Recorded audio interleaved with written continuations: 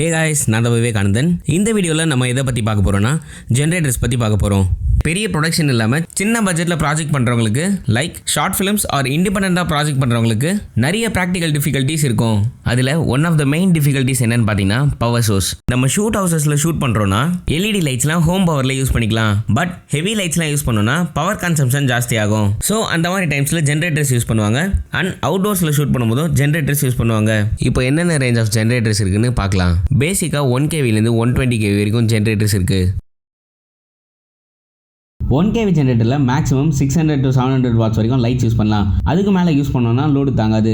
But அதுக்கு மேலே watts வர அளவுக்கு லைட்ஸ் யூஸ் பண்ணோன்னா maximum 6 kV or 7 kV generator use பண்ணுறது சேஃப். அண்ட் 6 kV ஜென்ரேட்டரில் மேக்ஸிமம் 4 kV வரைக்கும் தான் யூஸ் பண்ண முடியும். ஃபுல் 6 kVக்கு லைட்ஸ் யூஸ் பண்ண முடியாது. அதனால் நம்ம ஜென்ரேட்டர் சூஸ் பண்ணுறதுக்கு முன்னாடி எவ்வளோ வாட்ஸ் யூஸ் பண்ண போகிறோன்றதை கேல்குலேட் பண்ணி ஜென்ரேட்டர்ஸை சூஸ் பண்ணோம். ஸோ இந்த லைட்ஸோட கிலோ வாட்ஸ்லாம் எப்படி ப்ரிசைஸாக தெரிஞ்சுக்கலான்னு பார்த்தீங்கன்னா, ப்ளே ஸ்டோரில் ஃபோட்டோமெட்ரிக்ஸ்னு ஒரு ஆப் இருக்கும். இந்த ஆப்பில் ஏரி லைட்ஸ் பற்றி கம்ப்ளீட் டீடைல்ஸ் கொடுத்துருப்பாங்க. அண்ட் அதர் பிராண்டோட லைட் டீடைல்ஸும் அதோட வெப்சைட்ஸில் கொடுத்துருப்பாங்க. இது மாதிரி நமக்கு என்னென்ன லைட்ஸ் வேணுன்றதை ப்ரிசைஸாக கால்குலேட் பண்ணி ஜென்ரேட்டர்ஸை சூஸ் பண்ணிக்கலாம். ஸோ வீடியோவோட எண்டுக்கு வந்தாச்சு. கண்டிப்பாக இந்த வீடியோ உங்களுக்கு யூஸ்ஃபுல்லாக இருக்கும் நம்புறேன். இதே மாதிரி இன்ட்ரெஸ்டிங்கான டாப்பிக்கோட நெக்ஸ்ட் வீடியோவில் பார்க்கலாம். Until then, learn, write, shoot, edit, repeat. Stay positive. Peace.